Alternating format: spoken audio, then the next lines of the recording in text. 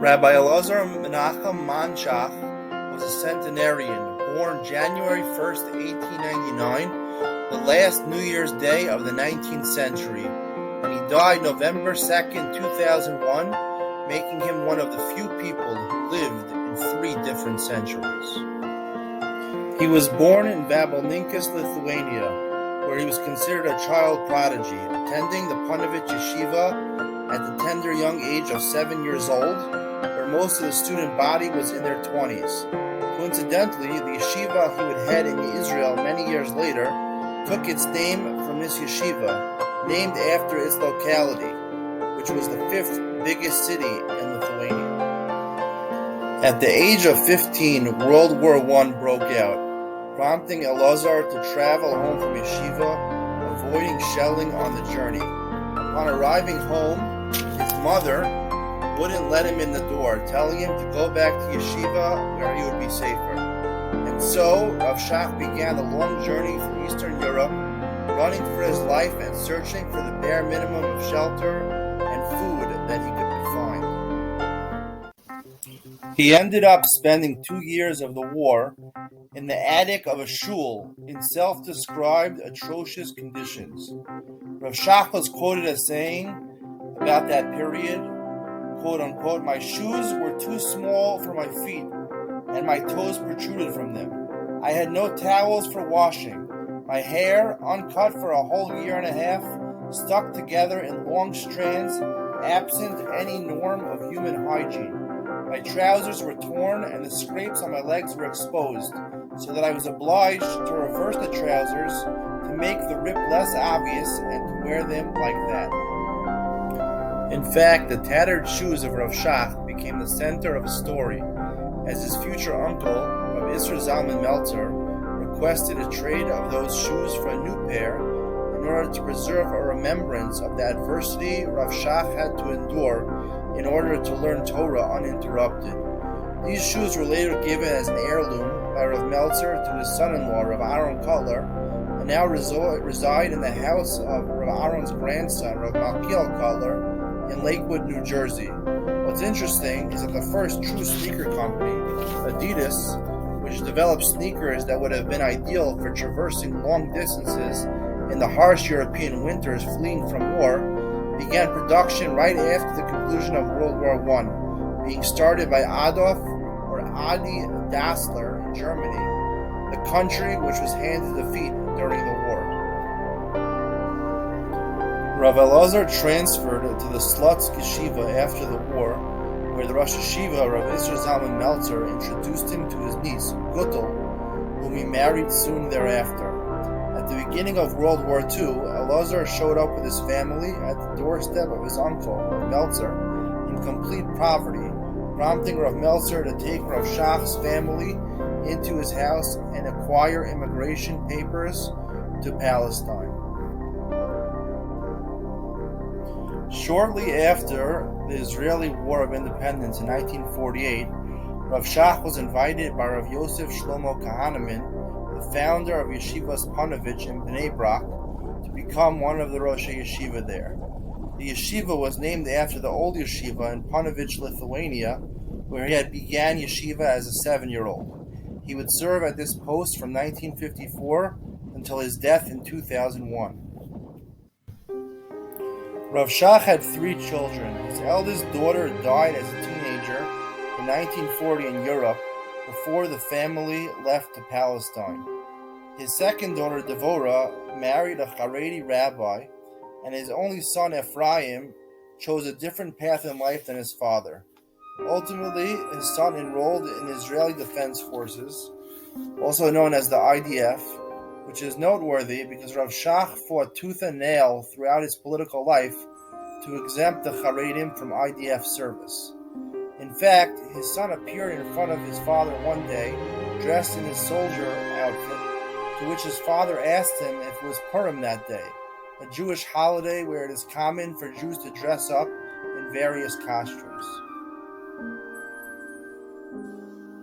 His son ultimately went to study history and philosophy at the Bernard Revel Graduate School of Yeshiva University, ending up working for the Ministry of Education in Israel. It was said that after his son left the Haredi world for the more modern one, his father sat Shiva, 7 days of mourning, and after his wife passed away in 1969, he reportedly never talked to his son again. He blamed his son's diversion from his own path in life to be because Rav Shach himself never sang Zemiros or Shabbos songs during the Shabbos meals. It's interesting to note that the point where his relationship with his son completely broke off was in 1969 when his wife died, the same year that the famous musical festival Woodstock occurred in Bethel, New York, which featured the ascendancy of hippie culture, cultural rebelling from the culture of their upbringing in a city named after the famed biblical locality in the West Bank of Israel named Beit El. This is significant because Rabbi Shach was very critical of the expansion of Israeli settlements into the West Bank, saying that these moves provoked the international community. In the 1970s, Rav Shach started to square off with his main adversary in the Haredi world, Rav Menachem Mendel Schneerson, the 7th Lubavitcher Rebbe of Crown Heights, New York, for starting the We Want Mashiach Now movement and imploring his followers to try to hasten Mashiach's arrival as quickly as possible. Rav Shach felt that the Rebbe was casting himself as the Messiah and constantly referred to him as a false Messiah, even referring at one point to Rav Schneerson as the madman who sits in New York and drives the whole world crazy. Rav Shach believed in creating a society of learners, colloquially referred to as a kollel system, where the average Haredi man would sit and learn as long as he can, even if it meant driving one's family into poverty and debt. He regarded it better to take tzedakah money from others to help with the kollel lifestyle, since the ones who worked would do so anyway. However, he said that although the yeshivas are the heart of the Jewish people, it is the Balei Tshuva who will be the ones to bring the Messiah. In later years, Rav Shach took an important role in Israeli politics. In 1984, he encouraged Lithuanian Ashkenazi Jews to break from voting for the Aguda party, which was made up of the large Hasidic sects, and instead vote for the Shas party, a party comprised of Sephardi Haredi Jews led by Rabbi Ovadia Yosef. This was largely the result of a fallout from the main Hasidic sect, Ger, which coincidentally counted the Gerer singer Mordechai ben David among its ranks, whose constant theme of music in the 80s and early 90s was about the desire to bring the Messiah. However, by 1988 and the next elections, Rav Shach criticized Rav Yosef, saying Sephardim are not yet ready for leadership positions. In 1988, after the Haredi newspaper Hamodia published numerous ads based on the teachings of Rav Schneerson, Rav Shach invented a new political party strictly for Lithuanian Haredi Jews, named Degel HaTorah, or the Flag of the Torah. The name is interesting inasmuch as his yeshiva, the Ponovezh Yeshiva, is the only yeshiva to fly an Israeli flag over the yeshiva on Yom HaAtzmaut, Israeli Independence Day. Of course, this period of time also coincided with the rise of Lubavitch singing prodigy Avram Fried, who has also dedicated several songs to the eternal Jewish yearning for the Messiah. Rav Shach was known to voice his opinion on almost all important ideological matters, being quoted as saying, "There is no need to worry about machlokas," i.e. dispute. One is obligated to be a Baal Machlokas. It is no feat to be in agreement with everybody. End quote.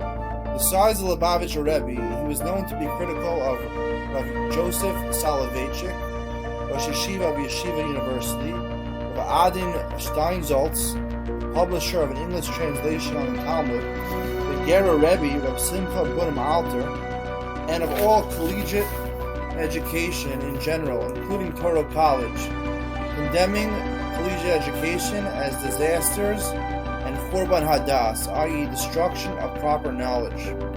He accused Rav Soloveitchik of writing, quote-unquote, things that are forbidden to hear, and of indoctrinating the masses with heresy, and said of Rav Steinsaltz that he was a heretic and not a genuine person, being that his inside is not what he projects on the outside.